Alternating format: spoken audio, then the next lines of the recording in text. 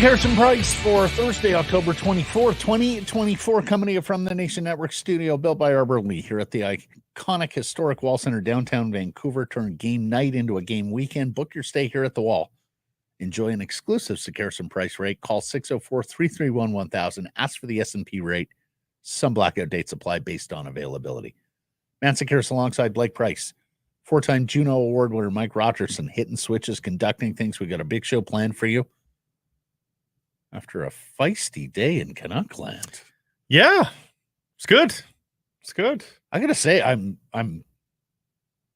the first thing that stunned me about yesterday is that they practiced. Yeah, I would have gone day off, 10 practice. Hours or so later, after getting off a plane from Chicago that landed or got people home in like the 3 a.m. vicinity. Yeah, don't you go rest day, practice? Yeah, that was the first thing that caught me by surprise, and I was going to note that on today's show, and then, well, other things, yes. Yeah. Let's get to the Surrey Mitsubishi poll question. What do you make of the Miller Pettersson skirmish? Like it? Concerned? It was nothing. You can vote. That's Harrison Price, our X and YouTube channels. I ask you, Blake Price. I like it.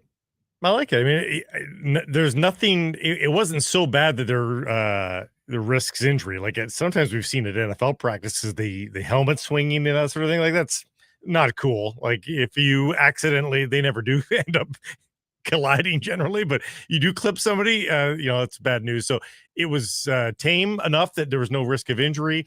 And I think it got blood boiling. Mm-hmm. And I think it helps to ensure that there is no, nothing taken for granted at this time of year after 3 straight wins, that everybody is still pushing here. Yeah. Hockey players have it down to a science in practice. You slash the other guy's stick. You don't dare shin slash pads. or shin pads. You don't dare slash the hand. No. Or up any, high. Yeah, exactly. Maybe a minor cross check. I think there was a minor cross check. I voted like it. There's a world where I could vote concerned, and there's also a world where I could vote it was nothing. But it wasn't nothing. I don't buy that it's nothing. It was something. It happened. They all agree it happened. Well, no, I mean, there's a world where I could vote it was nothing, because it is quite possible nothing lingers from this and just everybody moves on. Oh, for sure. So if that's what you want to read, in, nothing more, nothing less, nothing more deep-seated, fair enough. You could also vote concerned. Like, I think if this has a chance to further alienate Elias or isolate Elias, and we'll get into this in a second, then I could see a vote for concerned as well. But whether JT is trying to motivate him or hold him accountable or bring the coach's message forward, be a second voice effectively, I voted like it because of those reasons. We'll get into it here in a second.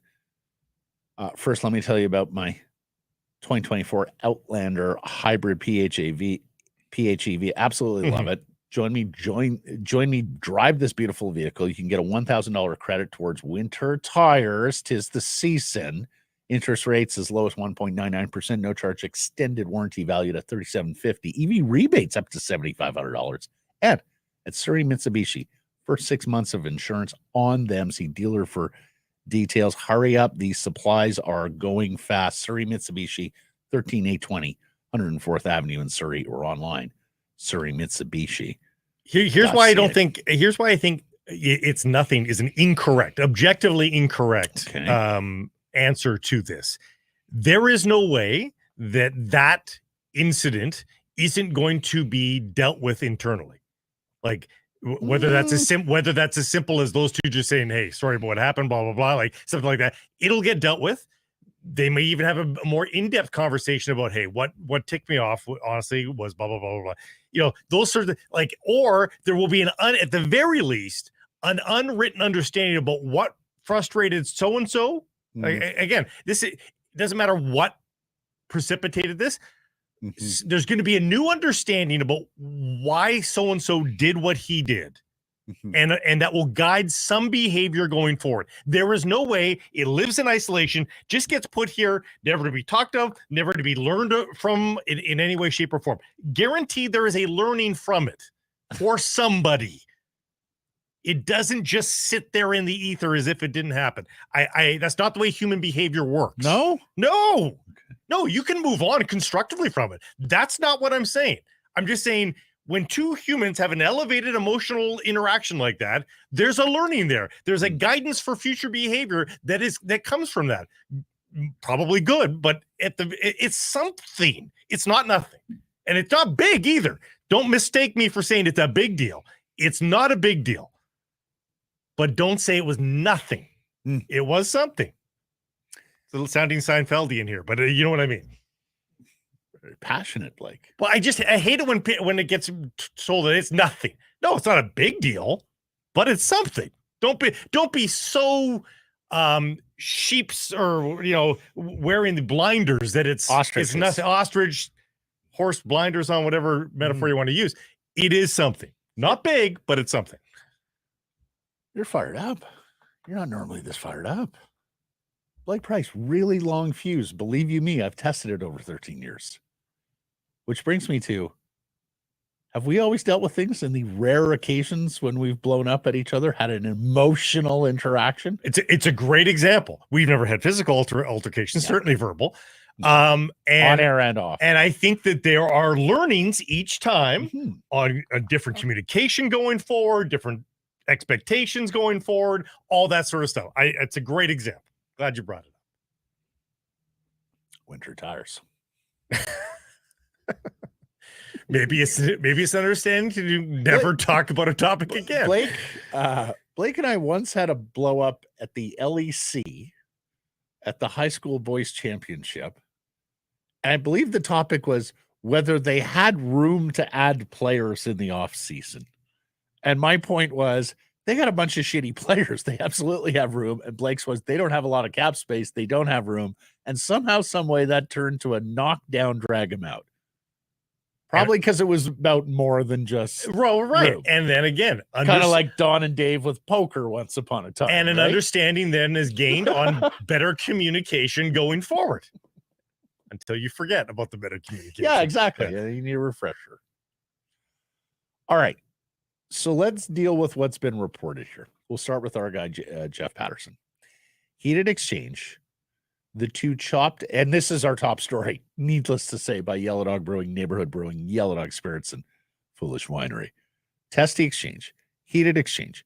The two chopped at each other with their sticks before Miller delivered a cross-check to Pettersson's upper body, which actually is, perhaps crossing the line, if you want to say, because you go up high, we're a guy. Anyways. A few words were exchanged before the two went their separate ways. Now, TSN's Farhan Lalji is saying that Miller called Pettersson a baby. He said there were reports of that. That's to use his words. And apparently Connor Garland was peacemaker. He went to both parties during the practice thereafter and spoke to them. Of course, Pettersson now being one of his line mates, and Miller, Garland, particularly that American group of Canucks players are quite tight. I talked to Jeff on text about the baby comment. He said, did not hear that. Okay. So did not hear that, but I could easily hear JT saying that. As a throwaway line, perhaps. Yes. So not to get on the wrong side of Blake here, but this could be nothing in terms of this could just be water under the bridge. It might already be water under the bridge. It could be something. We know they are very different people. It could be a one-off personality clash. It could be something more deep-seated.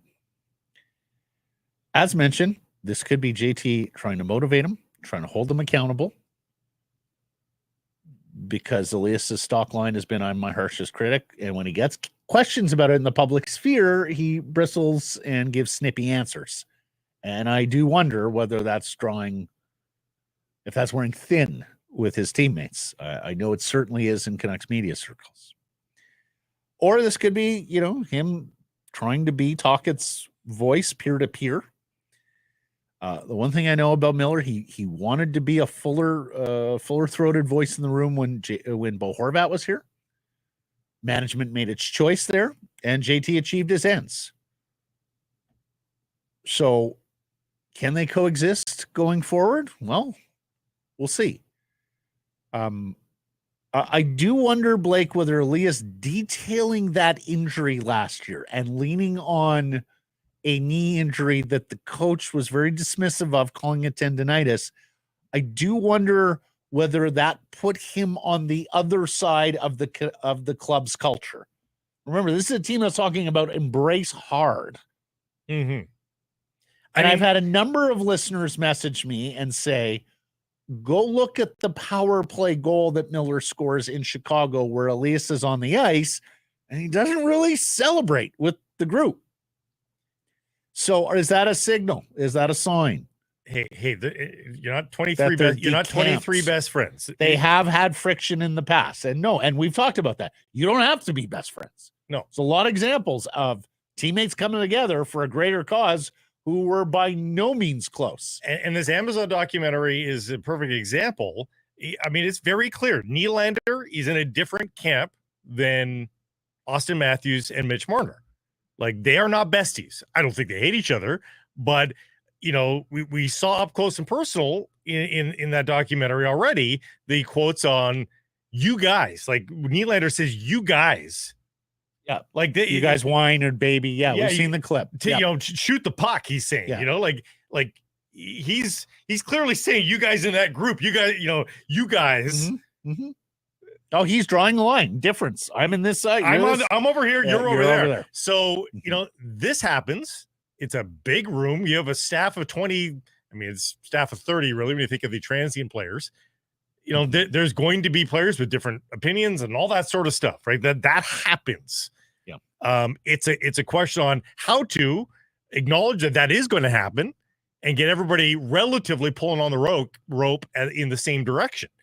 My guess, and we're only guessing at this point, is that is JT Miller trying to light a fire, being a little mischievous, and we see siblings do this all the time. Yeah, as a father, I see this all the time. Get a rise, light a fire. And even if it's done in maybe an incorrect manner, it can sometimes work. I think that's what JT Miller was probably trying to do, is my guess. Yeah. And to the greater point, this is not necessarily a bad thing. This could be exactly what the club, exactly what Elias needs. And maybe at the right time, in that you're not starting from ground zero. Like, if a guy is just he is terrible, like, doing that might just be piling on. But there's signs of life in Petey's game here of late. Mm-hmm. Maybe now is the right time. Maybe you've got a flicker, you got a spark there, and you're pouring a little gas on it to get the flames going full bore here. But what I believe now is it's incumbent on Pettersson to not retreat, not wallflower, to take this head on, to play and practice with purpose. Because as an organization, you don't want to lose him, and that's the risk here. That PD feels not just isolated, but alienated from the group. And look, there is evidence with Travis Green, who is very hard on Pettersson and Besser, particularly in video sessions, and they're more sensitive sorts, the two of them, that Elias just isn't going to respond to tough love. And that could be cultural too, right? Do a lot of things differently in Sweden. But if he's not going to respond to tough love, Blake, he's in the wrong organization. Because Jim Rutherford and Patrick Alvin and Rick Tocchet and JT Miller have demonstrated that's their approach. That's where they have organizational alignment. Accountability and, tough love. Dakota Joshua knows that. Nils Höglander knows that. Connor Garland. There's a lot of players in this organization who have been on the receiving end of tough love and have improved because of it. And so that's going to be the approach with Elias. And if he can't fit in to that sort of culture, that means he's the odd man out. And that means that Patrick Allvin is in the business of making a blockbuster trade between now and July 1st to return a top 2 center. And if that's the case, let's hope he does better than what Boston did when they traded Joe Thornton all those years ago. Seems a good time to also bring up something that happened in the NHL. Was it last night? Jim Montgomery and Brad Marchand. Jim Montgomery walks down the bench, pushes Brad Marchand from behind whilst screaming at him. Actually makes physical contact with the player. To me, it's offside. Don't love that. Don't love it getting to that point. We've admonished National Hockey League players or coaches for doing, I think Mark Crawford, who got in trouble for the Crawford, Tortorella. There's been a number of them over the years for kicks in the back and all that sort of thing. So this was a push from behind. Brad Marchand cheered it on the next day when asked about it, saying, I hope he does that. If I'm playing like crap, if he's not admonishing me, I'm wondering what we're doing here.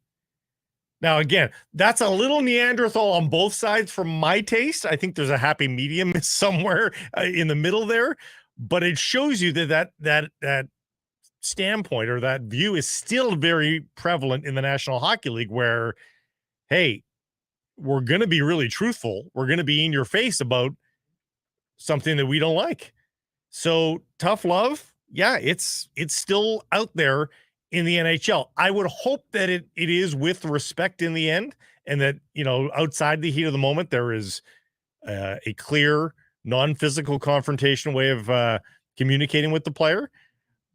But I can't think of many teams that are specifically champions in respective leagues, but in a full contact sport like this in hockey, how many coaches have hoisted the Stanley Cup that didn't have a bristle to them? Like even John Cooper, as amicable as he can be, and Paul Maurice. Like, you tell me you haven't seen spittle coming out of those two guys' mouths? Because I certainly have. There is in an elevated emotional sport like hockey, you're going to get some emotion. And again, there's a line. There's always a line. But you have to be willing to get to the line, I think, at the very least, to have some success. What are our friends at Yellow Dog and Neighborhood up to? Lots of news from their neck of the woods these days. The fine folks at Neighborhood have released the Wild, like practice, Wild Extra Pale Ale in collaboration with New Country Radio there in the Okanagan. Crisp, hoppy, crushable, a brew for all you Wranglers out there. So I want you to lasso some yourself. Perfect to share with your wild amigos. Yeehaw! From Neighborhood, Wild Extra Pale Ale. Yeah. Our buddy David Quadrelli of Canucks Army and Canucks Conversation. You could almost convince me that Miller Pettersson scuffle at practice is a big deal if you could find me one other NHL practice scuffle that actually turned out to be a big deal. That's right. And he cites Garland and Joshua, who are now best buddies. And have the best chemistry. Like, yeah. That's the irony there, right? They might be best couple on the team. Kessler and Willie Mitchell back in the day. Again, two fiery guys, both of them. Two guys who were going to let their opinions be known, right? So, yeah, I hear that, and it's a very good point by David. Okay, let's hear from Rick Tocchet because, needless to say, he is presiding here. And he's been in this league a long, long time, going back to the days that Blake is talking about when coaches were a different breed, when players were a different breed, where you may well have seen more of this, heard more about this. Maybe not heard more about this because practice wasn't covered quite as it is today, but were these sorts of confrontations between people on the same team or people in the same organization happened a little more readily? Here's Tocchet. Well, from my experience, listen, you don't want players fighting each other, but there's times and a place when you want to challenge the pace of the practice, or there's a certain drill somebody doesn't like or whatever. That's part of the game. It's not a big deal. I've gotten it a few times. You move on, be the first guy to go take a guy to dinner, I'm sure that if there was a scrum tomorrow or Saturday night, Mills would be the first guy to jump in for Petey. So, yeah, not a big deal. And I don't doubt that last part in the least. No, I don't think a coach thinks it's a big deal at all. He probably but that Miller would jump in for Pettersson. For sure. No, and that a coach like Tocchet doesn't think this is a big deal either.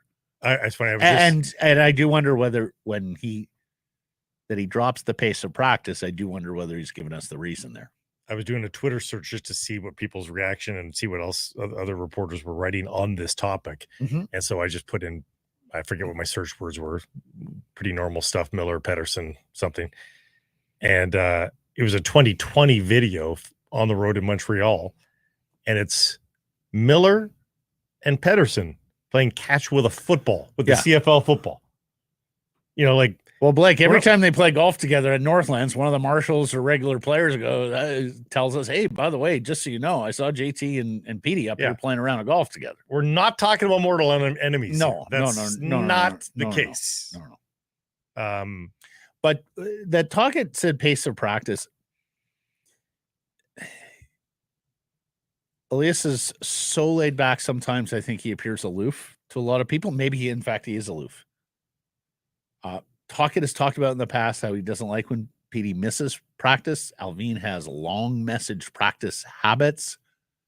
And I just wonder whether that can continue, whether that's the cause here, whether that's at the root. Well, that Petey just isn't a practice player.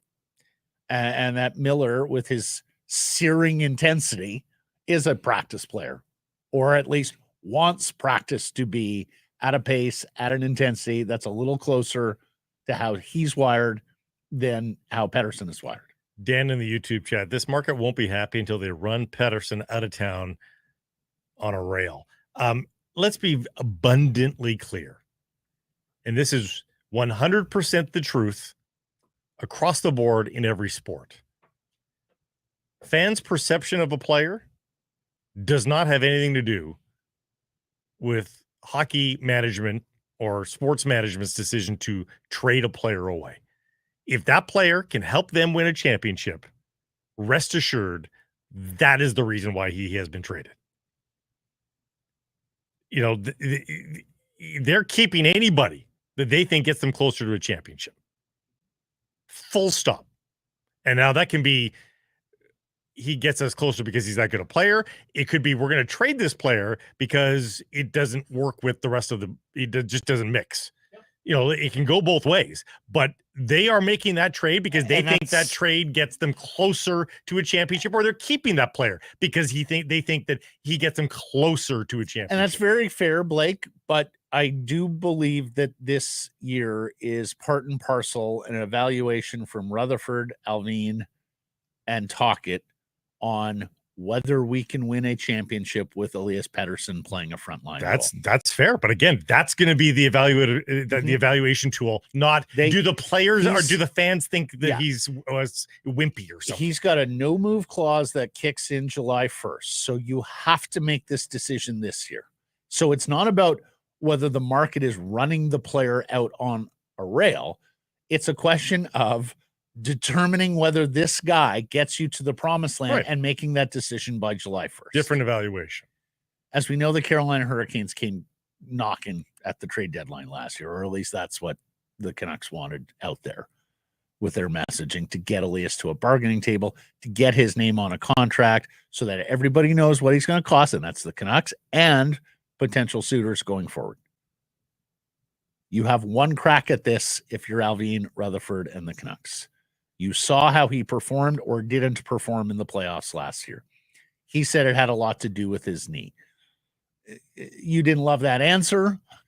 You certainly, from what your medical people were telling you, at least to take Tocchet at his word, viewed it a little more as a minor thing than a major thing. Okay, fair enough. Elias, go have a great summer. Come on back. Elias comes on back. What's the first thing he says? Well, I had to train around the knee a little bit in the summer, but that's okay because I did this, this, and this. But, it's still giving me problems. Again, is that the sort of culture you're trying to set here? Is he on the wrong side of the club's culture? Embrace hard. Is he willing to embrace hard? Let's, and we got the video here as well. This is courtesy of TSN.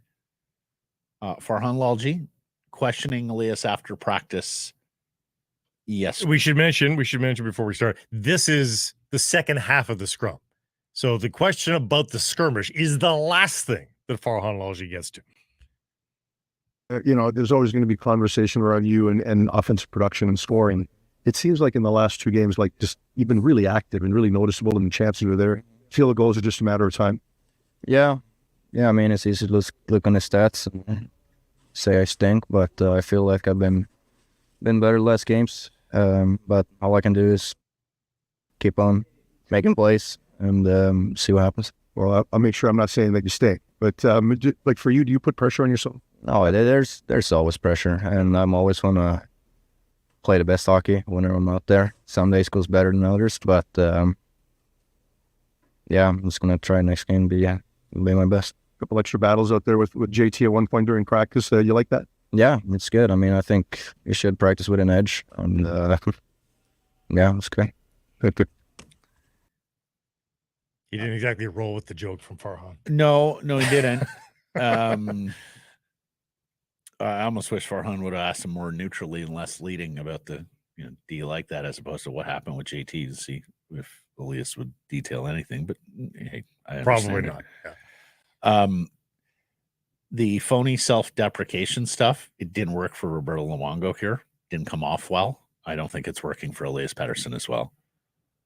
The snippy answers, I don't think, are working in his favor with the fan base. It's almost identical to Roberto. The whole notion that he's aggrieved somehow, some way, it is really hard to get the general public on side with that sort of thing when you're a handsomely paid pro athlete. No, it didn't work for Roberto. It didn't work at all for Roberto, which is why Strombone won, which is why there was a total overhaul of Roberto and how he dealt with questions and media.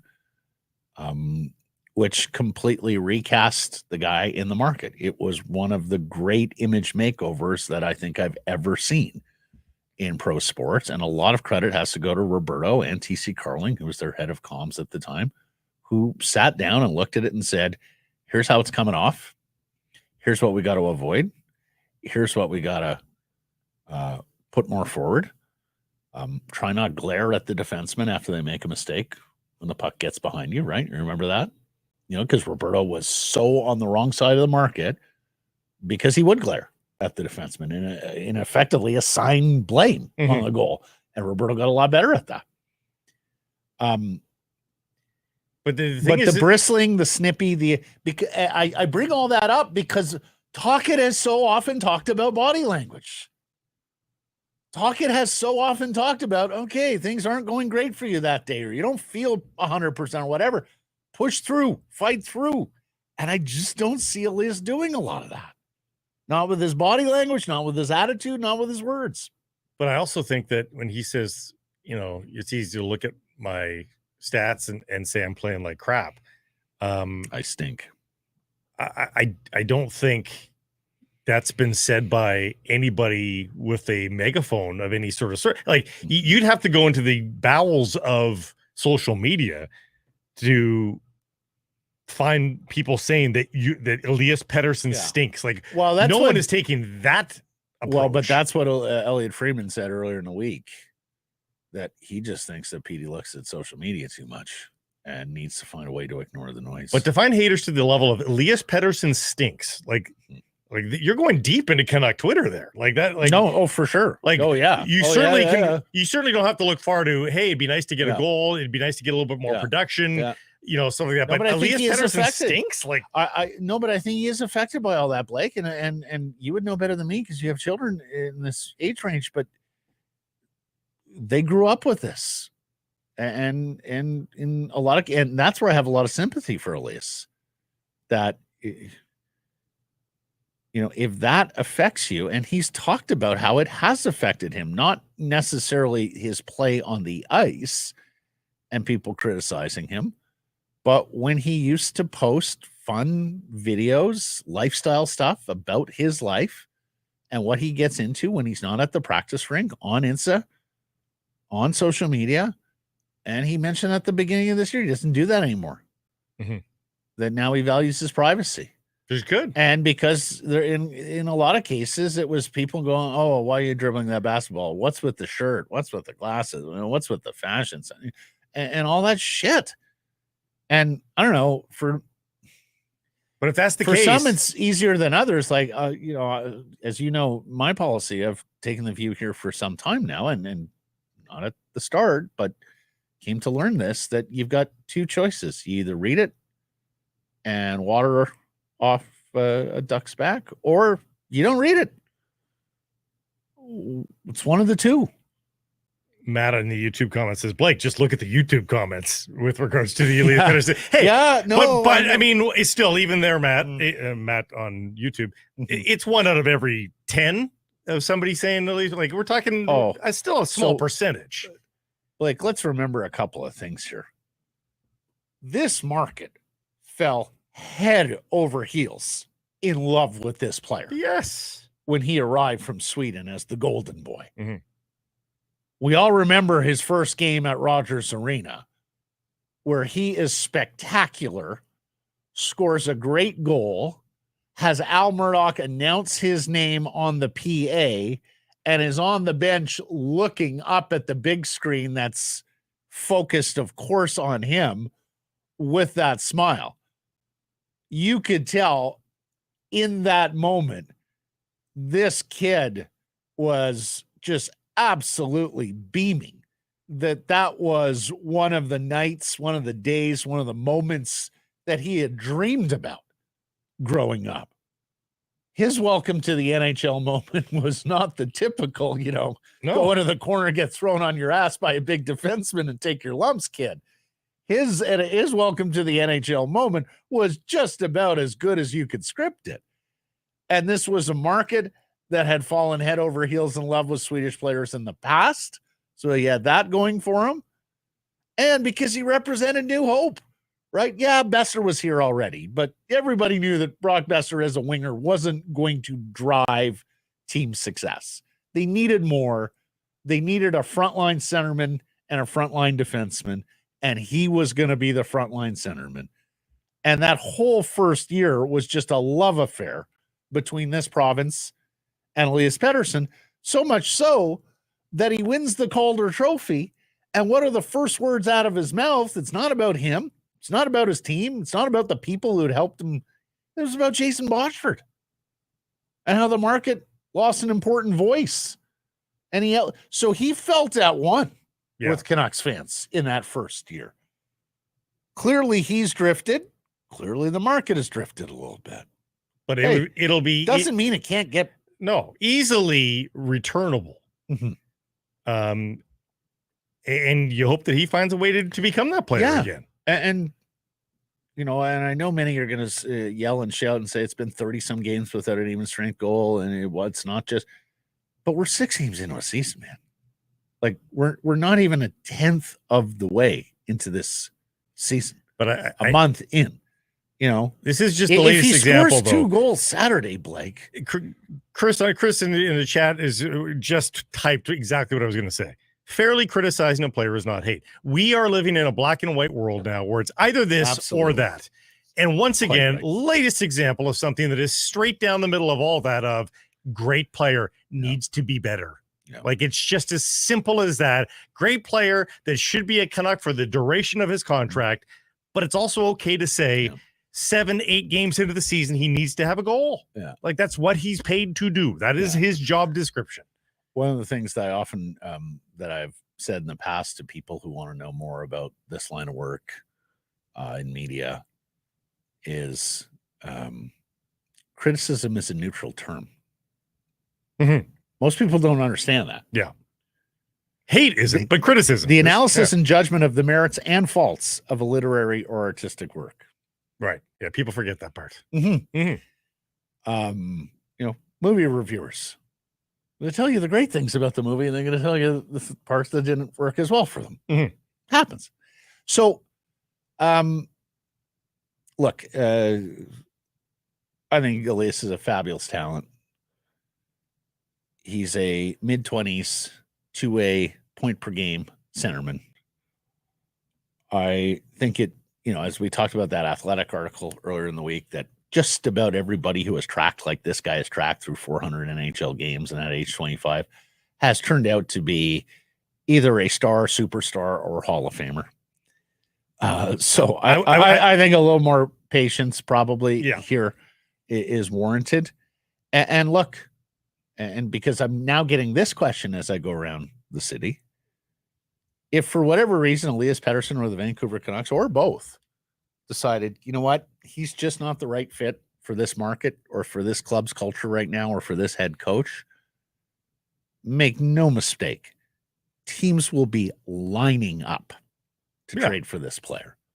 I've heard people say, oh, now the contract makes him untradeable. No fucking way. Are you kidding me? No way. He would have to slump for a lot longer than this for general managers and scouts around the league to say, no, he can't play. We don't want that contract. No. For his career, he is above a point per game. So, like, pick another player that gets compared to him. Like, let's say Sebastian Aho of the Carolina Hurricanes. He is nowhere close off. He's 50 points off of being a point per game player in his career, cumulatively. So what is he? A 65 to 70 point player on average? Yeah, per year. Aho, 75, 70, something like that. Oh, okay. But Elias Pettersson is over a point per game. Mm-hmm. So better than 82 per game per season, and has a 102 point high water mark versus a guy like Aho who's never crested 90. So and it's a superior defensive player. And I think you'd be head over heels to have Sebastian Aho on your team. It's a great freaking player. Well, and the other thing about Elias, he's a complete offensive player. Mm-hmm. Like, he's a creator and he's a finisher. And that's the criticism. You wish he was a little I shouldn't say complete, because you wish he was a little faster. You wish he was a little bit His skill set's not complete, but it's ultimately how he performs. No, exactly. Yeah. In terms of the ways you can affect games, he checks most every box. But I think you just hit on the criticism. Let's see him shoot more. Mm-hmm. I would agree. And I think shooting is part of confidence. He doesn't have confidence, so he's not shooting. And Blake, with the way the power play has gone, and Jeff says it all the time, I wish they'd use Elias more. Why is he just such a decoy? There's a big part of me that thinks that's on Elias. Mm-hmm. That he has just been content. He has just resigned himself to wallflowering because JT has taken such a firm hold of running that power play, or Quinn has taken such a big hold on running that power play. And, if yesterday's skirmish, scuffle, whatever you want to call it. We're going skirmish. Okay. The skirmish engages him a little more, like if there's internal competition there, I would like to think that can be a motivator. I would like to think that will help him get out of what he's in right now. Let's hear from Coach Tocchet on the state of Elias Pettersson's game. Well, from my experience, listen, you don't want players fighting each other, but there's times and a place when you want to challenge the pace of the practice, or there's a certain drill somebody doesn't like or whatever. That's part of the game. It's not a big deal. I've gotten it a few times. You move on, be the first guy to go take a guy to dinner. I'm sure that if there was a scrum tomorrow or Saturday night, Mills would be the first guy to jump in. I think everybody knows that we got to get him to move his feet. And when he has the puck, make some plays in the sense of, I don't care if he makes a mistake. It's being more aggressive. I think a lot of times when he's standing around, he gets in trouble. We'll move on to Pettersson in particular. Yeah, sorry, folks. That's the wrong clip. That's about the skirmish. But Tocchet was also asked about the state of Pettersson's game. And, as everything Rick Tocchet, he gave a complete answer. Take a listen. That's the mental part. We got to keep working with him. But I think that line has done a nice job for us. I think Garland's helped him. So we'll see where that line goes. Yeah, and Tocchet also talked about how he has to move his feet. When he gets the puck, don't just stand there, actually be aggressive, make plays, basically sudden movements. I think he just wants to see Elias a little more active as opposed to sometimes he's a little too patient. I said that yesterday. Like, his deking, his puck movement, his movement with the puck when he's in possession, it just seems less decisive and less explosive. Well, and because, like, here's the thing, Elias, and this is very much like Hank and Danny, and a lot of great players. When they get the puck on their stick, the game has a tendency to slow down because everybody around, because they understand time and space, they're usually getting the puck in areas where they have a little bit of time and space.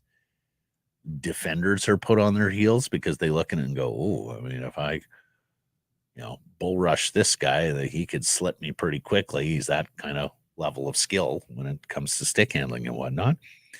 And so you get those moments where you're able to size things up a little bit. Messi talks about this in soccer, right? Play slow. Take in the proceeding, understand where the chess pieces are around you. So that's a huge part of his game. And that's something that I think can continue.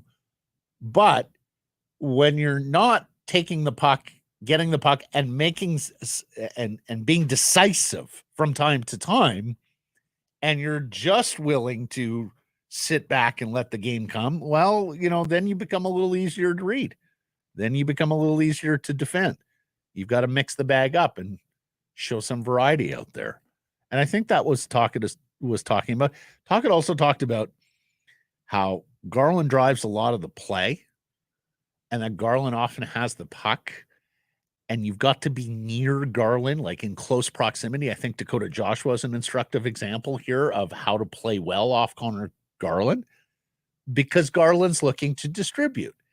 And if that's going to take a little bit of time for Elias to fully adapt to, that's completely understandable, because Elias is that kind of player. And now he's got someone doing some of the things that he has done and been successful with. We've talked about proximity to up and down the lineup before. Yesterday it was on the third, well, whatever you want to call the Sherwood line, saying, hey, we got them close together. All sports is triangles. You want your offensive players in triangles, but the messaging from Tocchet seems to be about you can't be acres away from each other. You got to be in tighter triangles, pardon me, so that the passes are realistically going to reach their intended target. The size and quickness of the player these days, you got any distance, the likelihood of the passes connecting is less. But the closer you are to Connor Garland, probably the better chance you're going to get that puck back. It reminds me of the Sports Illustrated piece on Steve Nash years ago. Steve, why do you play so much soccer in the off season? Is it the cardio? No, it's the angles. Teaches me angles. All 3v2s. Soccer is the biggest angle sport going, right? Because of the size of the pitch and all that. Okay. Quinn Hughes, remember him? He's the captain of the Vancouver Canucks. I believe we've mentioned his name once or twice. So help me if you criticize Quinn Hughes. So help me. 43 minutes, but he had a maintenance day yesterday. At least that's what they're calling it. And Dakota Joshua still in a non-contact jersey, no practice today. Frank Saravelli saying that he wouldn't be surprised if Thatcher Demko is a December return. Look, the thing we've known about Demko is that this is just a new normal, and he's going to have to learn how to play with this unique muscle injury in the back of his knee. So we'll see. He was on the ice the other day in Chicago, Thatcher Demko, and now that the team's at home, perhaps we'll get more glimpses of him on the ice, or maybe he's just going to completely skate apart from the group so as not to allow eyes. Eyes. But I would like to think that we're going to see some with the club here at home, that we're going to see a little bit more of Thatcher Demko. And who knows, maybe Thatcher, because Thatcher is very much running the process here. He's running the process on the return to play. He's also running the process on the messaging, as we heard in training camp. And who knows, maybe Thatcher wants to provide an update at some point. I know players are so reticent now to have AHL conditioning assignments. I mean, why wouldn't that be the first step? They do it in every other sport. Every other sport. Yeah, no, so you can see some really big names playing at minor league baseball parks in the summer. Yeah. For a 2-3 game weekend series where they're going to take a couple at bats, play the field, see how things are going. And soccer players play with the second team for a match, get up to speed. Not so much in the NBA with the G League, but you know, other sports, it does happen. They did send Arshdeep Bains and Eric Brandstrom down today. This, by all optics, looks like a cap move to accrue some cap space because both the Abbotsford Canucks are at home and the Vancouver Canucks are at home. It is, of course, just down the highway, and in a lot of cases, these are just paper transactions anyway, so you get a little bit of additional cap space by having those guys not count against your salary cap over the next couple of days.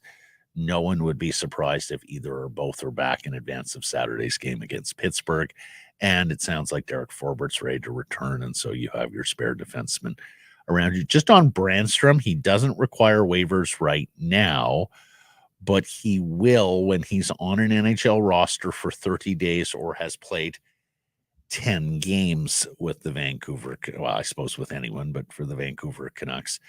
Brandstrom has played, was it the 3 games here? Yeah. 3 games. But this helps delay the 30-day part of that clause. It helps delay the 30-day part, and you do wonder if they don't draw a huge distinction between Brandstrom and some of the other defensemen, and you certainly draw a huge distinction stylistically between Brandstrom and Forbert, but whether or not they're going to nurse that 10-game mark as well a little bit by dropping Forbert in and matching up differently on the third pair game to game, we shall see. We know the preference from Talkin and Foot is for the big, redwood defenseman.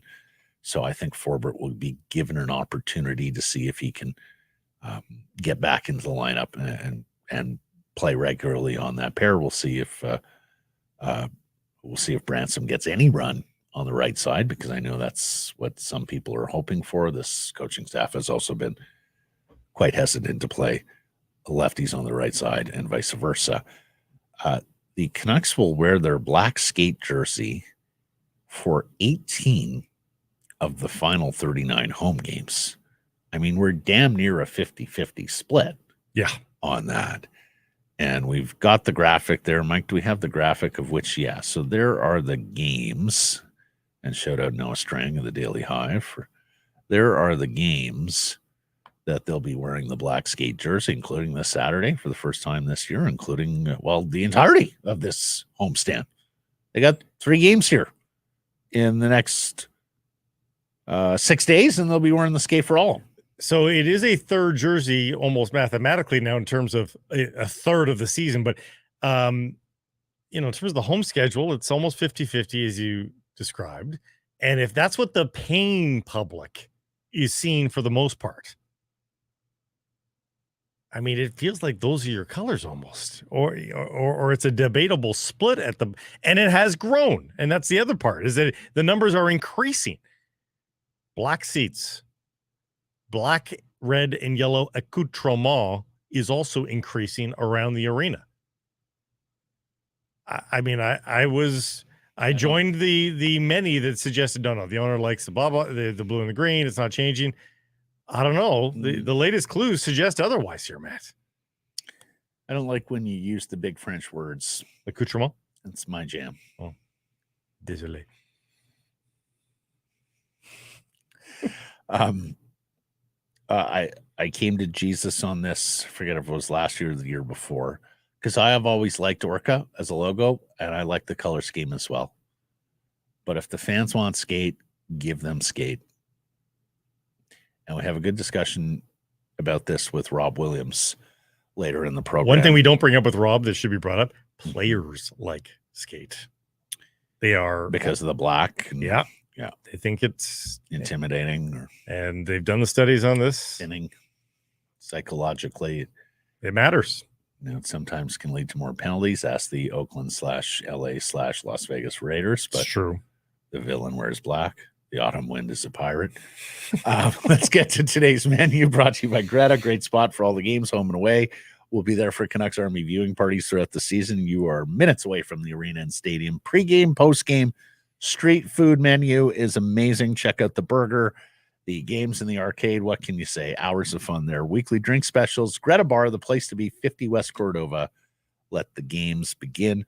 We'll talk to Patrick Johnston here. We'll ask him all the questions on what he thinks is behind the Miller Pettersson thing and where they go from here. Not to mention talk Thatcher Demko as well. The aforementioned Rob Williams on skate, on Pettersson Miller, on Connor Garland. We absolutely will be talking Vancouver Whitecaps later in the show as well after an astonishing victory last night. Historic. It really was against a Cascadia rival down in Portland. They are off to the second round of the MLS playoffs. And they call it round one officially. In dazzling form. They call it round one. Well, Axel told us several weeks ago it's round two. That's right. No, I see the Caps are now saying round one on their socials. Yeah, but by MLS's definition, it's round two. Yeah. Best of three with LAFC, which, and if I get a chance to call any of these games on Apple, by the way, I might have to borrow Shorty's Slay the Dragon. I missed you yesterday, buddy. Is LAFC the Dragon now for the Whitecaps? Well, they played them 6 times last year, including Leagues Cup and playoffs and CONCACAF Champions Cup. If they lose to LAFC this year and they come back next year and beat them, then I will. Oh, I can't use it yet? Okay. No, it's premature, Blake. Game 1's in LA this weekend. Game 2 at BC Place Sunday, November the 3rd. Kickoff a little earlier, which is fun, 5:45 p.m. So all y'all can get to that. Tickets are on sale as we speak. For more information, visit whitecapsfc.com. Love the start time. 5:45. Again, Sunday. It's terrific. So it's a Sunday, not a Saturday, and it's 5:45. Yep. That's a good start time.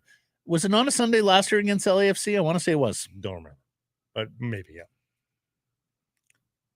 Sunday last year. Ease and nose. We'll check it out for tomorrow's show. Okay. Bet365 bets of the day. This segment proudly brought to you by Bet365, partner here at Harrison Price. Delighted to have them aboard. He won Vikings yesterday on the Thursday nighter. Yeah, I did. I'm looking at it as a do or die game for the Rams, who face 2-5 if they lose, and the possibility of the team being disassembled, right? Like there's Cooper Kupp rumors, there are Matthew Stafford rumors. I like Sean McVay as a head coach, as a play caller, as a strategist. I like Stafford. I think there's more talent in this Rams team than 2-4. And I think Minnesota and Sam Darnold are playing a little over their heads with some excellent work there from Brian Flores, their defensive coordinator, who's out coaching opponents with scheme. I think there's some correction on both sides of the ledger here. So I'm going Rams. And because it's less than a field goal, it's 2.5. I'm just going to take them straight up at home, plus 125.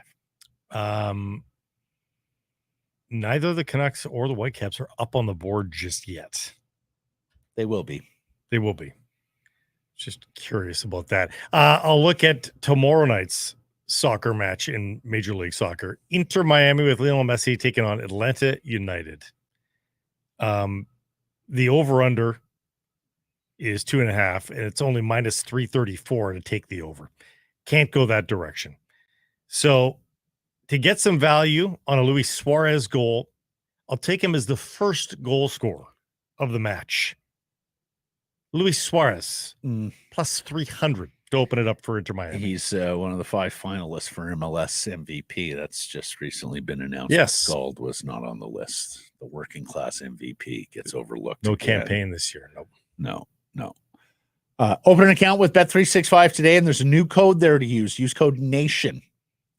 All one word, NATION. I guess it would, Used to be Van Bonus, so I would say all one word. I'll put myself on easy. There you go. Bet on a huge range of markets, so whatever the sport, whatever the moment, it's never ordinary. At Bet365, use code NATION. Patrick Johnston coming up next. I'll be honest, I don't get to many games anymore, whether it be at the arena or the stadium. Ticket availability cost, it's a bit of an issue these days. So I prefer to go where there's atmosphere and I know I can get in. Greta Bar YVR. Soak up all the atmosphere with your fellow fans and enjoy a great night with a great street food menu. I prefer the poutine. Weekly drink specials as well at Greta Bar YVR at 50 West Cordova. And we'll be having our viewing parties there all season long as well. Your pregame, your postgame, It's at Greta Bar YVR, 50 West Cordova. Let the games begin. Some price from the historic Wall Center. And the White Spot comfort menu has arrived just in time for this brisk weather.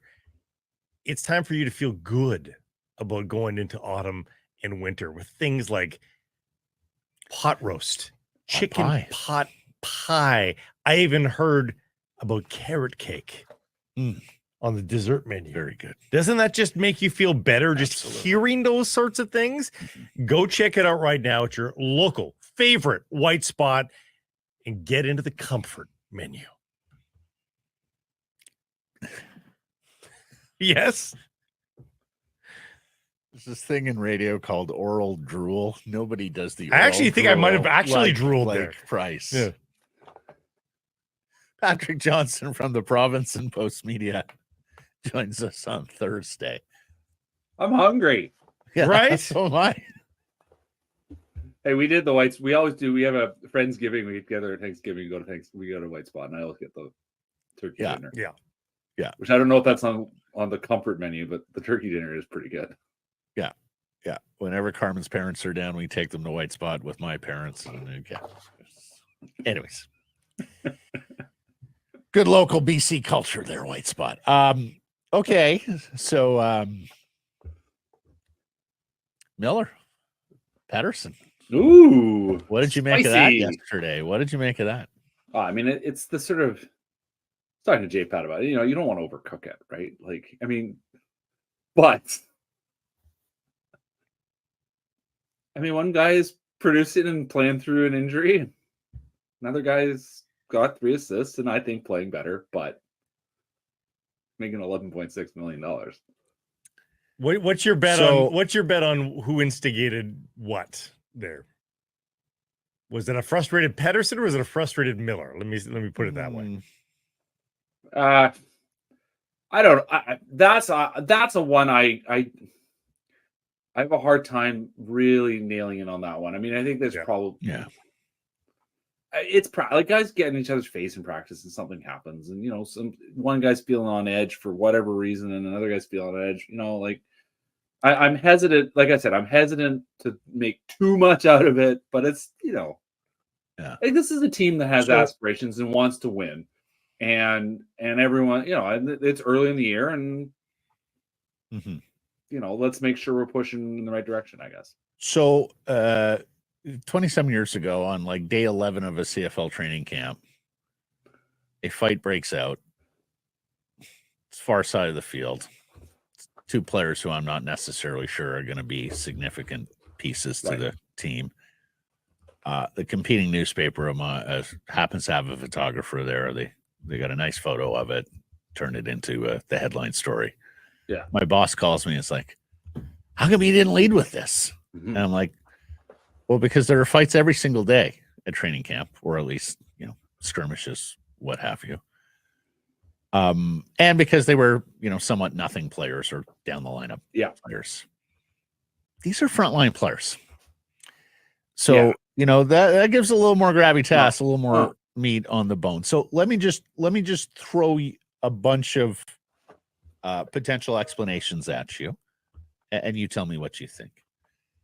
Is this JT Miller trying to motivate Elias Pettersson?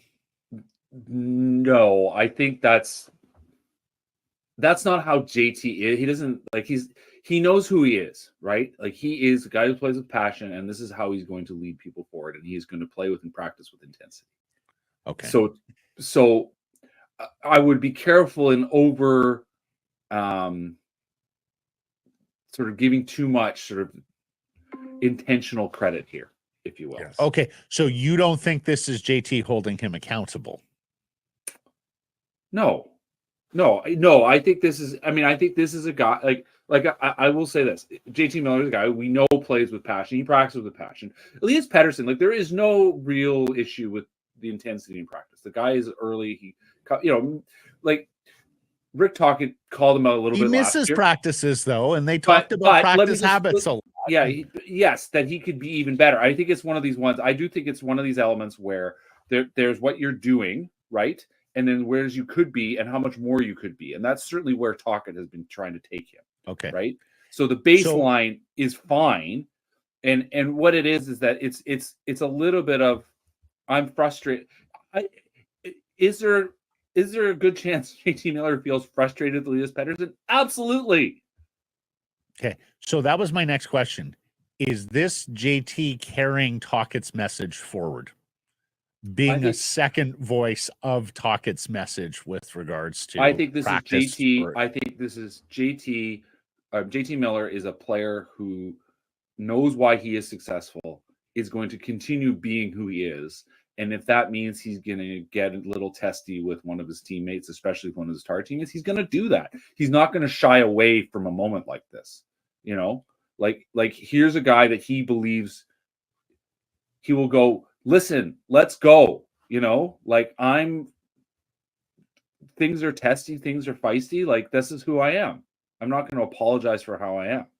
Pettersson afterwards talking about it said, yeah, I want a little edge in practice. But yeah, he did get a little emotional before he even answered a question about the skirmish when talking about his production. And Farhan asked him about the lack of production.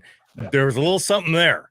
And well, he doesn't like criticism. Like, listen, he doesn't like criticism, right? Yeah. Like, you know, in the end, he's in the middle of it all, and there's a lot of noise. Like, he didn't want to talk about the noise last year, but he also acknowledged he knew there was noise. So, like, you know, and that is something that he needs to work his way on.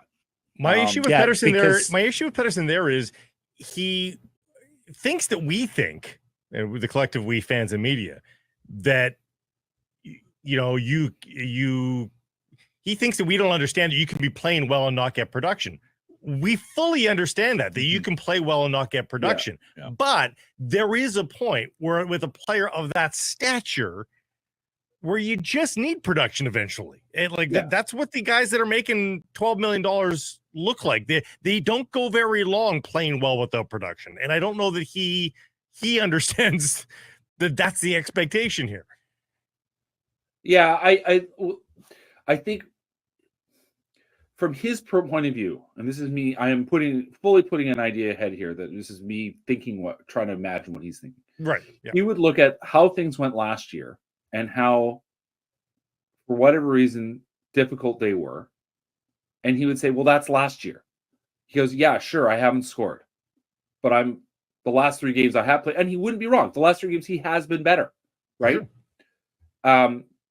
And so, I think I have a little bit of sympathy for that, because you sort of zoom out, you say, yeah, the totality, the stat is whatever, 1 in 30 whatever games it is now that he hasn't scored an even strength goal, right? Like that matters, right? Mm-hmm. But he will also say a lot of that was last season, and this season is different. So, and I think that I would imagine is underneath the point he was kind of making with Farhan, which is that, listen, I know, like, he's the first guy who's going to tell you, I need to score.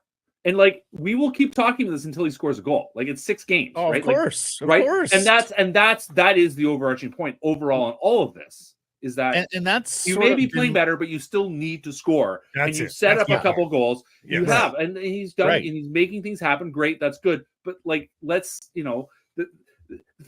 your play stopped all of a sudden in February, and we haven't seen it fully be restored to where it should be, where it was in January. Absolutely. Yeah. And you're in the middle, and, like, the other thing is, you're in, like, listen, like, for better or worse, this is how it goes. You are a star player in a sport that people talk about. Yeah. And, like, you cannot, there is an inevitability to all this. And boy, there's a part of me that thinks he needs to just call Roberto up and have a conversation with Roberto about how to handle media and scrutiny and fan scrutiny here in Vancouver. Because remember, Roberto made most. I don't think he's allowed to do that, but yes, incredible. Well, I mean, just guy to guy, 180-degree turn on this, because you say he doesn't like the criticism, he doesn't like the noise. That's not changing. So no. Are you a player that's going to work in this market? Given one thing isn't going to change, it's incumbent on you to change. Secondly, if he just answers the question that way, goes, Well, I know it's easy to look at the stat sheet and say that I stink, but I feel like I've been playing a little better here. All that said, guys, yeah, I need a goal here. It's been 6 games. It's time I produce.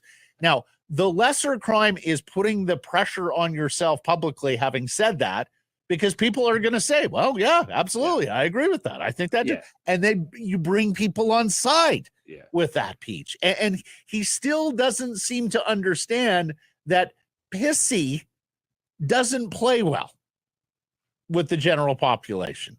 No. And I'm just surprised because I don't think he's a dumb guy. I think maybe it's just the pride that has gotten in the way here. Yeah, and to come back to it all, like this is the frustration of the sort of the position taken there with Farhan.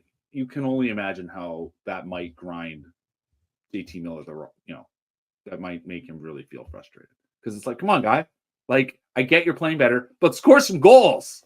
Yeah. Do you think Elias got on the wrong side of club culture, embrace hard, when detailing that injury in the year-end media availability last year, and that it has just not yet been repaired, that he's still on the other side of that, and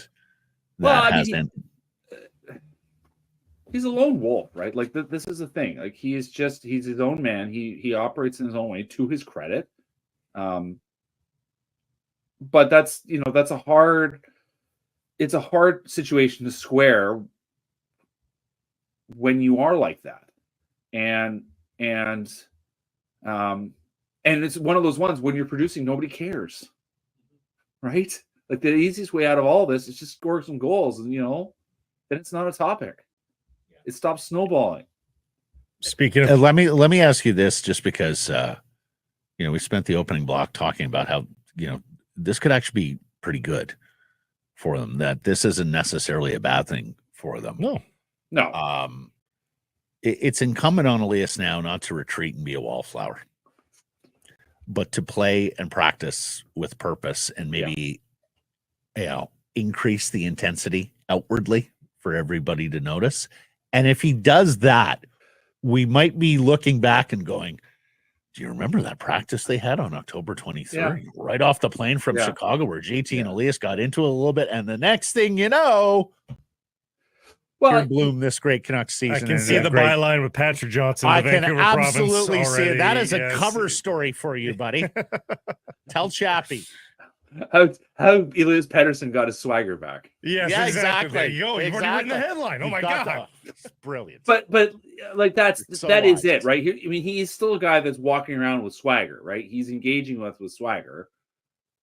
And for the most part, his career has deserved that swagger. Like that is I think the point I keep trying to make is that the I think the player's still in there, right? The production's still in there, but you got to do it. But see, therein lies part of the problem for me, because you say he walks around with due swagger because of what he's achieved in terms of being a point producer, a Calder Trophy winner, and all those things. I look at it from the Talkit lens, and that is who are we? What have you ever fucking won?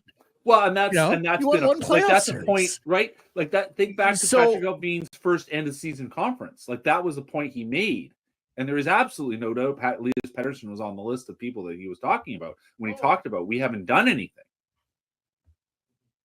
Speaking of embracing hard and playing through hard, Daily Faceoff's Frank Saravalli sort of suggesting that today in his reporting that it may just be that Thatcher Demko has to play through the pain here, that they may not get any better. Well, we've known that though. That's not necessarily new. I mean, I think the time it's been intimated. The December part, but I guess the suggestion is now that we are at the point now where this is it. Like, does he just start coming back to play here soon? Because we've reached that point of no improvement. Well, that's the thing I have to square with, and like I think in the end I have hurt December as well. But how do you square all that? That's what 6 weeks, a month, 6 weeks away, right? Like, what does 6 weeks gain you from here if that's what we're talking about? If at all, I haven't heard anybody say, well, maybe he could just go out there and play tomorrow, right? And And there's certainly no sense of that. I mean, we haven't seen him practicing to any no degree, intimation of that. No. Right. No. So I think what that means to me is that, I mean, clearly things were going well a month ago, right?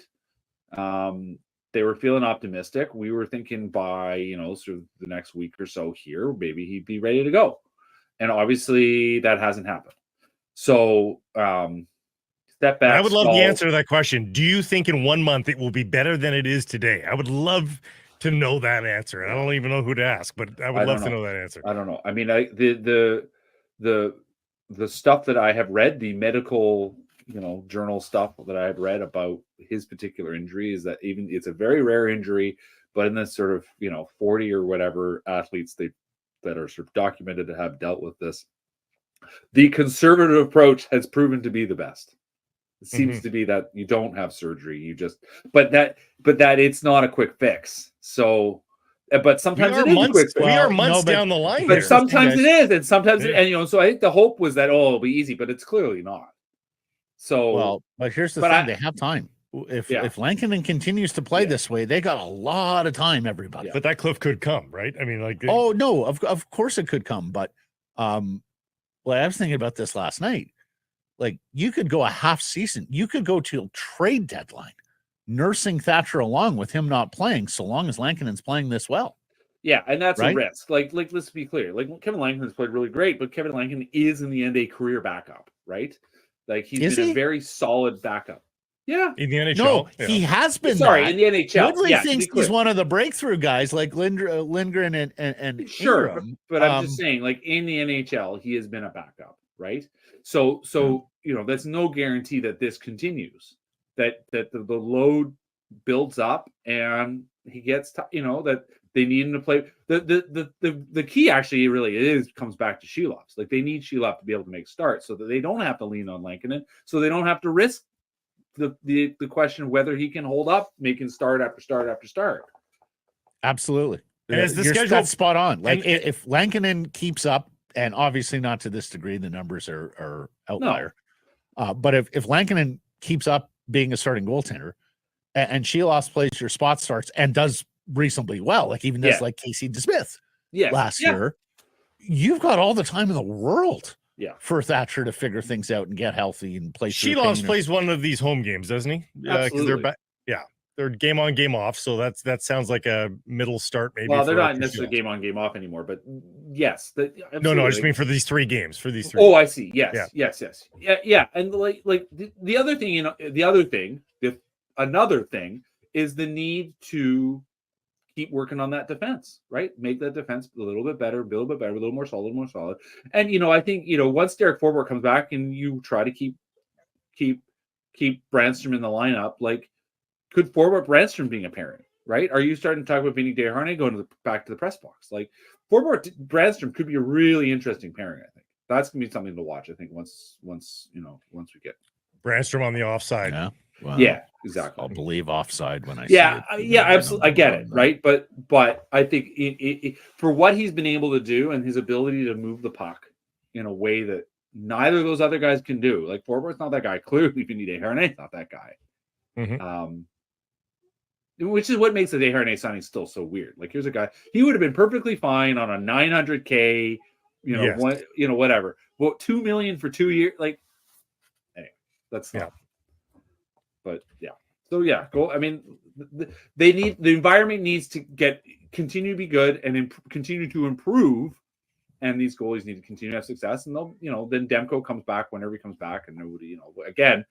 We can also write the smart decision, whatever. I don't have the headline topping people. We've written one good headline. I don't have a second good headline, but something about the smart decision. That's all right. That's all right. How the Canucks saved their season by saving Thatcher Demko. There you go. We're not asking you to score 2 goals per hit. 1 goal per hit is fine, Patrick. And because your two-way play is good. Your two-way play is very good. One goal, you make us smarter. Yeah. You inform us. And you know what explains Vincent Desharnais? Big defenseman, eh? Yeah. Oh, yeah. Yeah, eh? They are creatures of culture and habit. Thank you for this. Until next week. Take care, guys. Happy hour on Sekeres and Price. Today's beer of the day, Yellow Dog Squirrel Chaser Hazy Pale Ale. Price from the historic Wall Center. This next segment, powered by Square. If you run a restaurant, you're too busy for this ad. You're thinking about how to get more orders flowing, new locations opening. How do you get more customers in the door, keep them coming back? So really, you're already thinking about Square, because Square Restaurant Tech helps more than 400,000 restaurants do all those things and more. So when you're thinking about your restaurant, think bigger and think Square. Go to square.ca and see why Square is big in restaurants. Rob Williams is the national sports editor of the Daily Hive and its Offside Sports vertical. Rob, the hockey guy on X, and he joins us here after a busy day at practice. How are you? Busy week, really, of things to talk about. The Rob file. Yes. Drama. All right, what do you make of the drama? Is it drama in your mind? Unexpected, right? Like, they've won 3 in a row, points in 5 of 6, back above the playoff bar. I was already looking at the standings 6 games into the season. This is not usually the time where you get, little brouhaha at practice. But there it was. Apparently, it sounds like it was pretty quick and decisive between Miller and Pettersson, exchanging some whacks at each other. Of course, this has happened many times before in the past, right? Like, in terms of players having, going at each other in practice. What do teams say? They always say the same thing. Oh, it's nothing. It's like we're family. We're just, having a little argument. They always say there's nothing to it, nothing to worry about. Usually, I think that's probably correct. Sometimes not. Sometimes there's, 2 players go at each other because of other things bubbling to the surface, right? So what is it in this case? I don't profess to know, but we do know that there's a bit of a history there, right? There has been some friction between these 2 players in the past that we've kind of heard through the grapevine over the years. So yeah, I don't know. What do you guys make of it? Well, look at that. He threw it back on us. Isn't it? I don't think it's a bad thing necessarily. And we were talking about Garland and Joshua had a skirmish of practice once. Can you imagine, given their chemistry on the ice, thinking that would happen again? Generally, these things are pretty good. It comes, the timing's a little odd in that Pettersson is tracking better right now. So I don't know how that intersects with the timing of a skirmish like this. If he was still really struggling, just like completely invisible, it would almost be more understandable than the fact that it is coming along. Maybe not at the pace that JT Miller or some fans would like, but it is coming, isn't it? I think so. I mean, the pressure has ramped up for Pettersson. There's no doubt about that. Now, coming home, I mean, the fact that they've been winning games, I think, cools things quite a bit. But the fact that you're now back home, you've got to face the questions from the media. You'll hear the murmurs in the crowd, if Pettersson struggles. So I think that those are issues that are going to be factors up ahead here. Now, no goals, 3 assists in 6 games. He does have points in back-to-back games, and he has been playing better of late. I think he has, since he was moved on to the line with Connor Garland and Nils Höglander.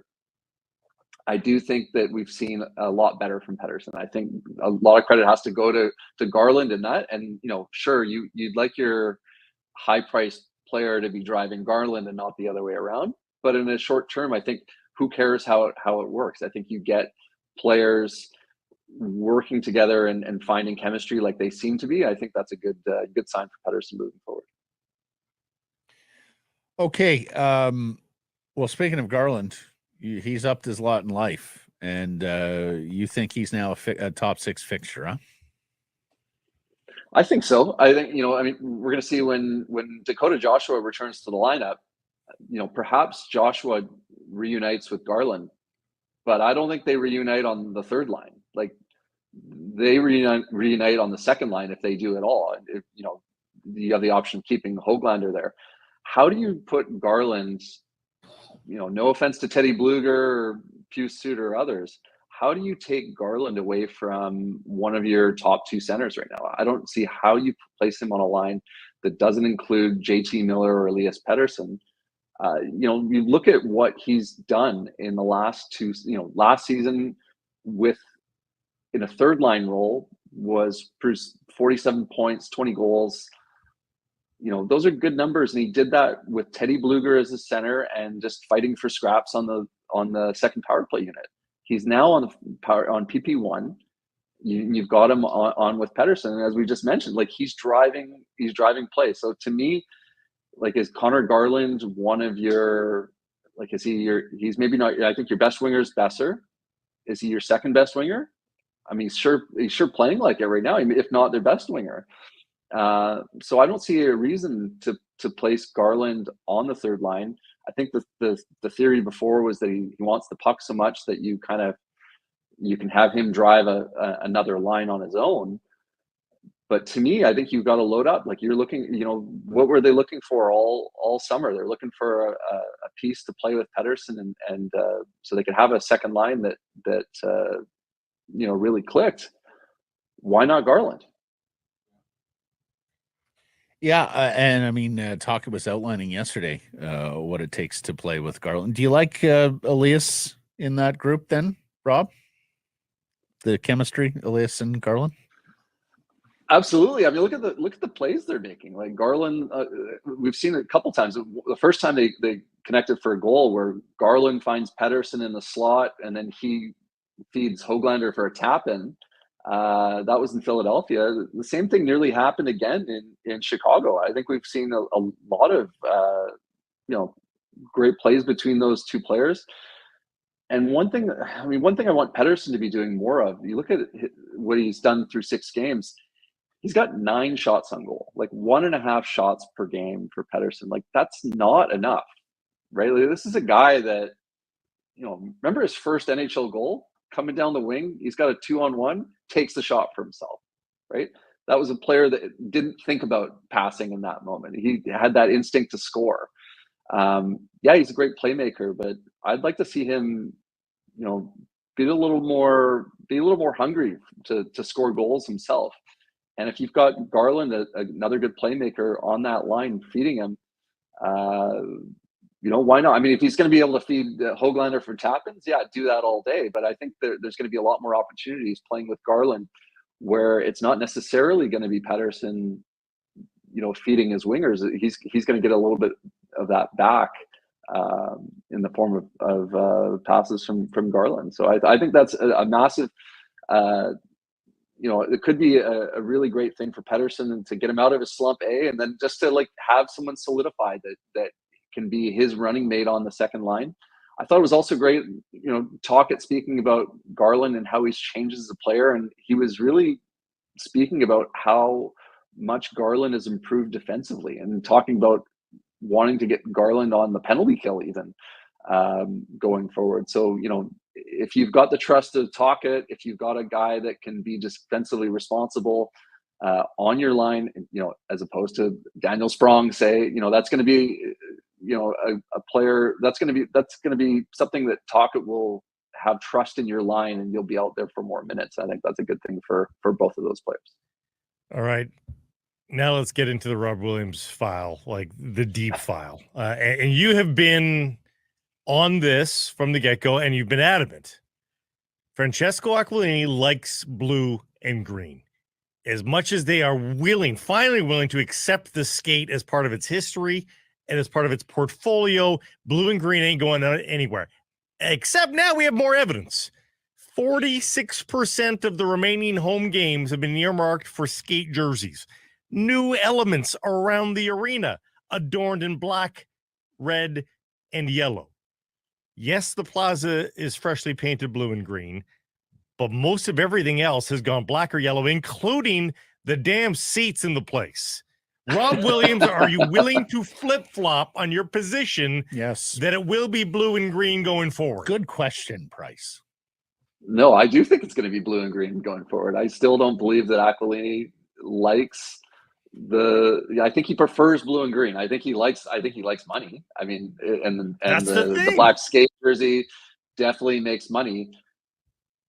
willing to go to it full time though. I think this is sort of the halfway point where they kind of go, okay, we're gonna wear this jersey for a lot of these games. They wore the jersey a lot last season as well.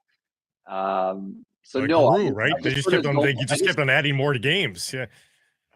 No, I think it's definitely interesting, and now seeing the like a new banner showing the skate logo up in Rogers Arena is interesting because it has been blue and green all over the arena. No, I'm still saying I think the black seats are going to be black either because they got a good deal on it from the famous seat manufacturer that that they were speaking with, or I think more likely the black seats blend in, right? If you go bright blue with your seats and you're got a few empty seats, that stands out a little bit more on television. I think black is just a little bit more seamless. I think that's why they did that. Because if you wanted to make a splash, guys, they could make a splash. Like they could come in and say, bang, the seats are black and we're switching our jerseys and do all the rest. I don't think they're doing like a slow rollout of the jersey. They know it works. They know the fans love it. I just don't see a full-time switch in the future. Rob is so close to this story, Blake, it's possible that he can't see the forest through the trees. It could be. Yes. Yeah. He seems to be missing all sorts of signals here. Like, I would feel terrible for Rob Williams if he wound up getting this wrong, given the time, energy, efforts that he has put into this over the years. Rob, let me ask you this. I think we know anecdotally that the skate and that color scheme is a preference of Canucks fans. Could you see a world where that becomes the home jersey, like either all 41 times or with the odd exception for retros and what have you, and they use blue and green on the road, and that's just the regular course of action for them? Skate at home, blue and green on the road. So weird. It would be so weird. Unprecedented. But maybe that's a good thing. Right? I don't look. Yeah, I feel like I have a visceral reaction to that immediately. I'm like, I don't like the I know it's so weird. Yeah, we need more order in our life, guys, than to have like completely different jerseys at home and on the road. And also the white skate arguably could look better than the black skate. I'm a big fan of the white skate jersey. So if you're gonna switch, you go all the way and switch. But there's no rules here. Like, there's nothing that requires them to do that, right? Like, they can just tell the NHL, this is what we're wearing at home, this is what we're wearing on the road. You could, but I think just why do it?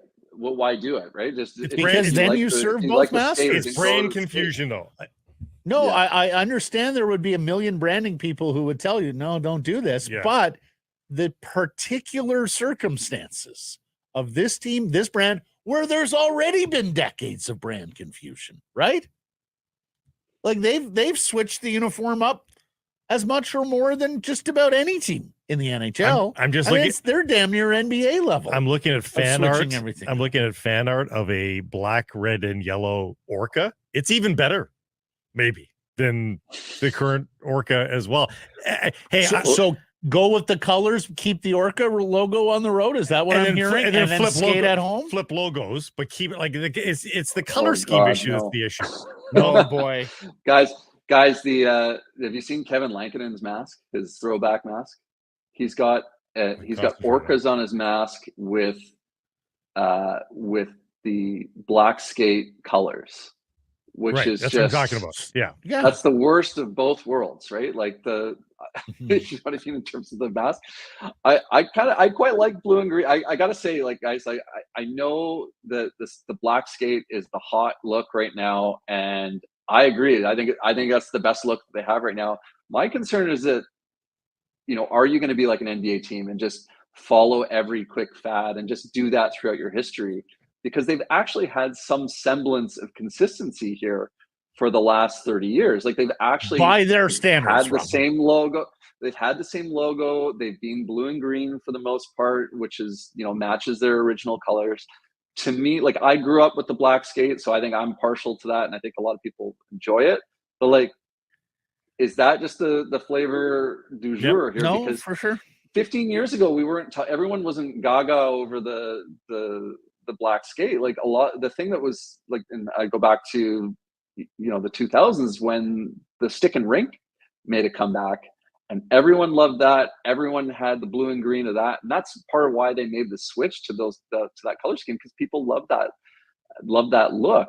There was no demand for black skate at that time. I think they would have done better sticking with stick and rink and not the new stick and rink. Legit old stick and rink, but bringing Orca in is, I think, what made people feel blah. I think people just didn't like the Orca logo. There still is that feeling, right? Yeah. I hear from fans all the time that don't like the Orca. They're like, it's a corporate logo.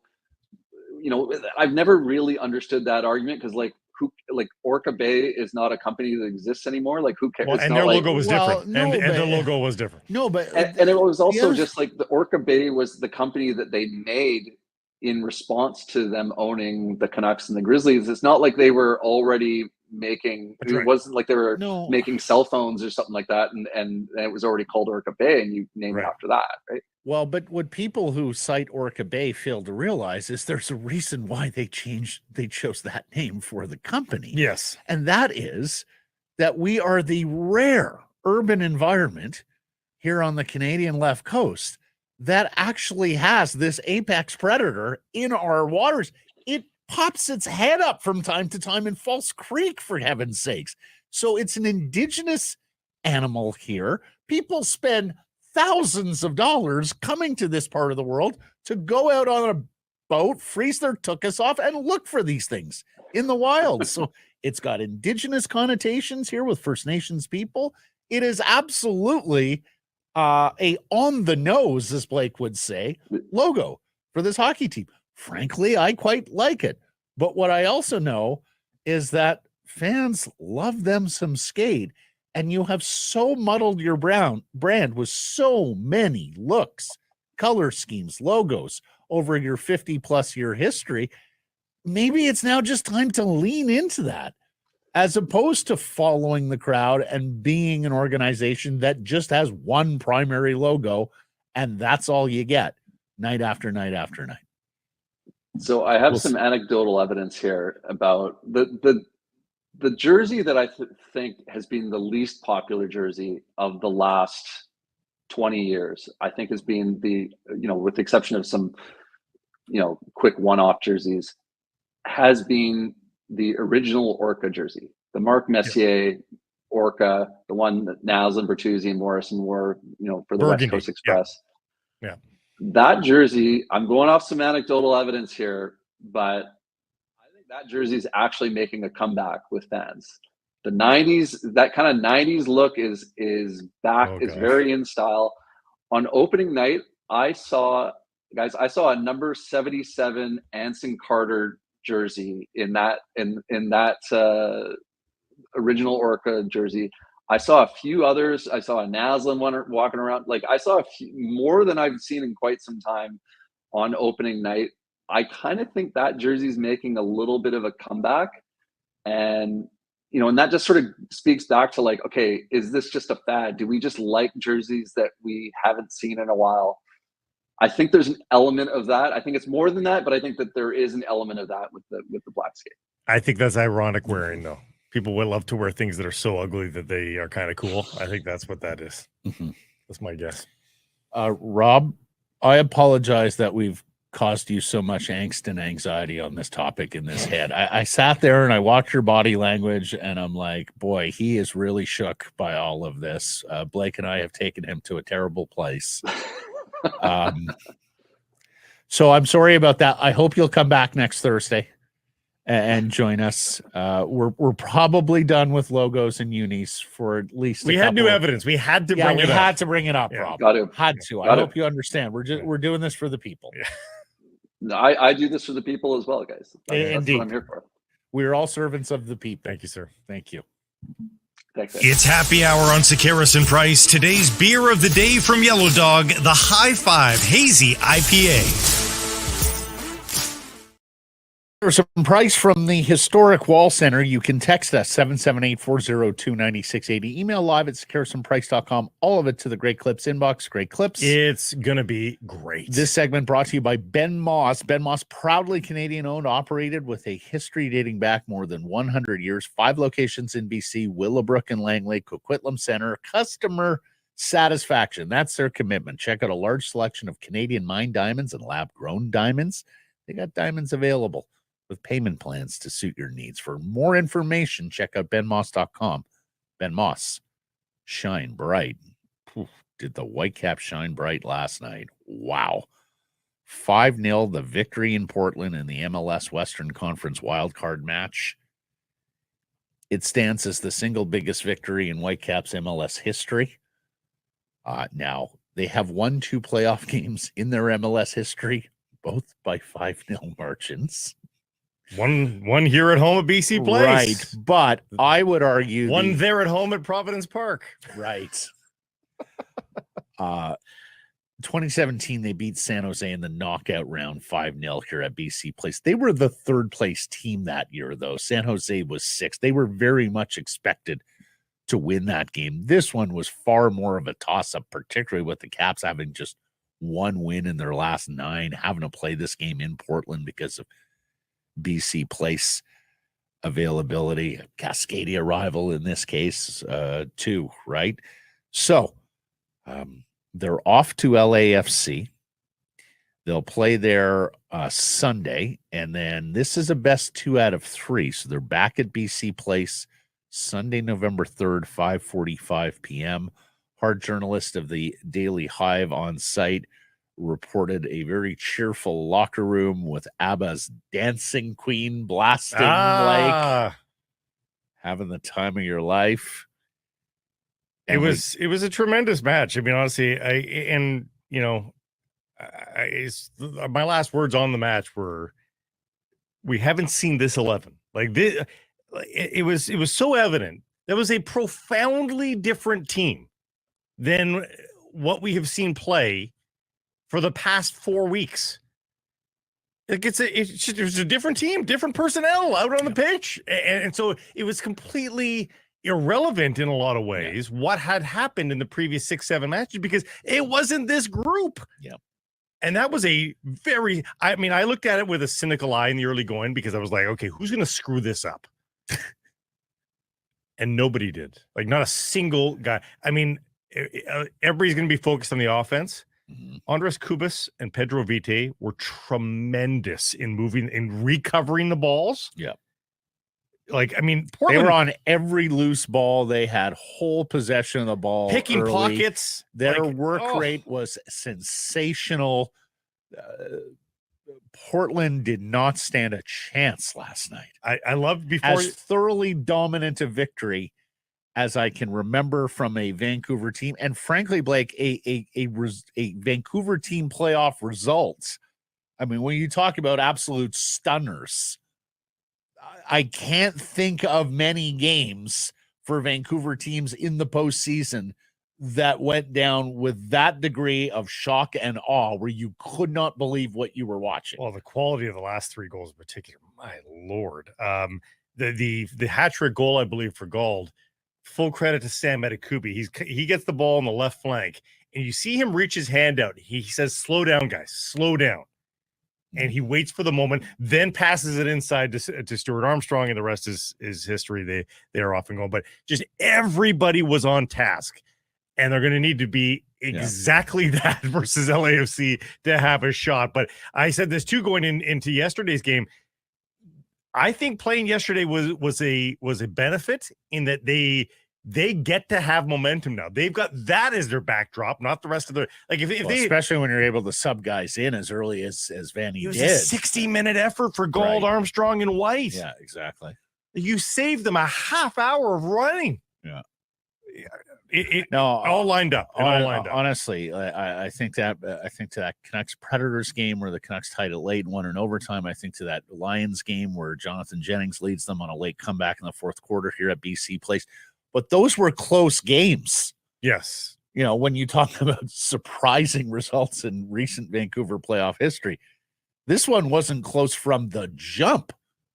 Gauld with the hat trick and 4 points, plus the wonder goal volley off the chest.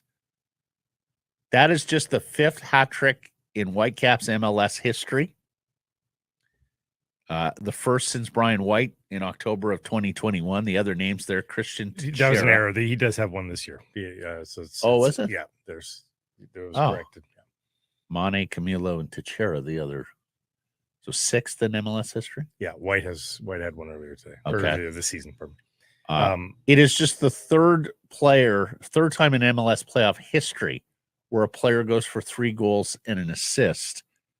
The first since 2016 when TFC's Sebastian Giovinco did it, and Landon Donovan did it in 2014. And we were talking, it really doesn't get bigger than those 2 names in MLS, right? When you think of guys who dominated the league over a period of time, Donovan and Giovinco would be right up there. In terms of like two-way players too, like and creators and scorers. Like there's been snipers that score more. Wondolowski in San Jose scored all those goals all those years, but men he needed service. Yeah. Like he took over the match. Tremendous. And I sure hope the Caps got a photo of that signature Timbers Army end of Providence Park emptied out early with the scoreboard reading 5-0. Put that on your highlight reel. Put that in the Royal Museum in Victoria. But I love that they didn't let up either. Like at 3-0, I too was thinking, I was like, I want another one if I'm the Whitecaps, because I want to make sure that there's no comeback. You get a goal early in that second half and it's 3-1 with 40 minutes left to play. I don't love that. You're so greedy this week. You need more. I do. Here's the other thing going into LAFC, and we'll talk more about it tomorrow. And of course, we'll talk about it next week because we'll be awaiting the second leg here in Vancouver. Opening goal, you cannot overstate how important getting the first goal for Vancouver is. Yeah. 12-2-3 when they score the first goal of a match, 1-11-3 when they do not. And look, they're up against a sensational side with all sorts of talent in LAFC. So you're the plucky underdog. Nobody believes in you. Vancouver versus everybody. We'll see if they can ride the momentum of this game and the underdog role to an astonishing playoff upset, because that's what it would be if they beat LAFC. Road goals don't matter, remember. It goes straight to penalties. Every game is decided in the playoffs in these best of 3. Yeah. So and let's hope we get some officiating here too. Oof. Yeah. The Caps have been involved in 2 other best of 3s in their playoff history. In 2015, sorry, I shouldn't say that. In multi-game playoff series, it was a 2-game aggregate in 2015 against Portland that they lost 2-0. And you remember 2017 after they beat San Jose 5-0. Carl Robinson parked the bus here at BC Place, played for a 0-0 draw, thinking the road goal in Seattle would be the clincher, and Blake and I were in attendance that night. Wanted to win a 2-legged aggregate by scoring 1 goal. Blake and I brought the show to Lumen Field that night, much to the chagrin of the Lumen Field people who were like, we have to open up the media box at what time for you guys? You remember that? Yeah. Did the show from there. Jeff Mallett joined us in the box. It was like the 2 of us and an empty Lumen Field. For hours. Until people started to trickle in. There was all this hope and enthusiasm from the Vancouver contingent that made it down. And I don't know if they made it past the halfway line. It was snuffed out pretty early. It was 2-0 Seattle that night. Okay. Abbotsford Canucks, they have their home opener Friday versus the San Diego Gulls. They are 2-2 through 4 matches, 4 games on the road this year. This is Manny Malhotra's first games here as head coach at Abbey Center. Dave Hall points out they are advertising of Canucks Army. They are advertising Jonathan Lekramaki. He's on the poster. Hopefully that means he'll be making his debut Friday. He has missed all 4 matches already, Blake, with what the club has called illness. That's a hell of an illness. And then how about this? Kirill Kudryavtsev, fresh off his good look at young stars and in training camp, preseason with the Vancouver Canucks. He started as the 7th defender, and, to be expected, a 20-year-old kid, he could be playing major junior hockey. He has now, through 4 games, become a fixture on that Abbotsford defense core. I saw Chris Faber wrote about him this week as well. Played 22-11 last Friday, which was the second most among any skater. He played top penalty kill duty, and he played both sides, left and the right side. So some very good tidings early on for a Canucks prospect, a 7th rounder who has already made tremendous strides in his run up the Canucks organizational ladder. He would be a great addition to the Canucks. Not this year, but I mean, that skill set would be so welcome on the Canucks in the next year or two. And some very sad news we learned of last night, the passing of Dr. Jack Taunton, a member of the Order of Canada, BC Sports Hall of Famer, and the distinctions and accolades for Dr. Taunton go on and on and on. He was a teenage runner who aspired to be an Olympian. He was hit by a car, 32 weeks in a cast, a long rehabilitation. He never made it to the games as a runner, but as he would joke, I made it by the back door as a sports doctor. In 1971, he co-founded the Lionsgate Roadrunners, the first road running club in Canada. If you have ever participated or seen the Vancouver Marathon, the Sun Run, the Harry Jerome, Dr. Taunton had a hand in those.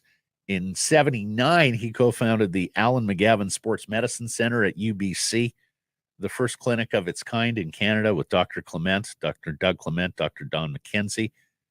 Like, they started in a trailer in a parking lot at UBC and then turned into the leading sports clinic in Canada. I've been treated there myself. Yeah, and must say, this community has an extraordinary legacy of sports medicine pioneers. When you think of Dr. Taunton, when you think of Dr. Clement, of course, McKechnie and Celebrini and what they did for physiotherapy. Dr. Taunton was the chief medical officer at the Sydney Olympics in 2000, as well as the Vancouver 2010 Olympics and Paralympics. He was the team physician for the Vancouver Grizzlies, as well as the physician for the men's and ladies national field hockey teams. So far and wide, Dr. Taunton's influence stretched in his field. We were a richer community for having him here, and our sympathies and condolences to all his family and loved ones. Poll question results for yesterday. Surrey Mitsubishi poll question results. Best Canucks newcomer so far.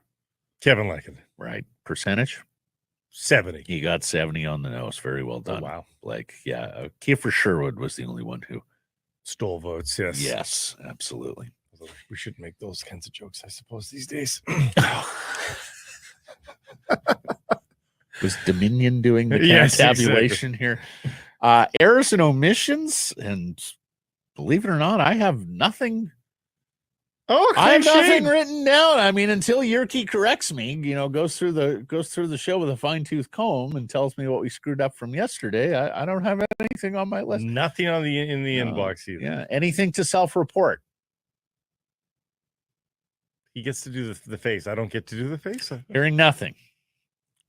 Thank you for joining us, everybody. Appreciate you spending some time connecting with us. Please do subscribe to all our assorted channels, YouTube, and wherever you get your podcasts. Follow on social, X, Insta, Facebook, TikTok, YouTube, live, many of those platforms, noon Pacific time, weekdays, and of course, support the community sponsors you hear us telling you about. Keep it local.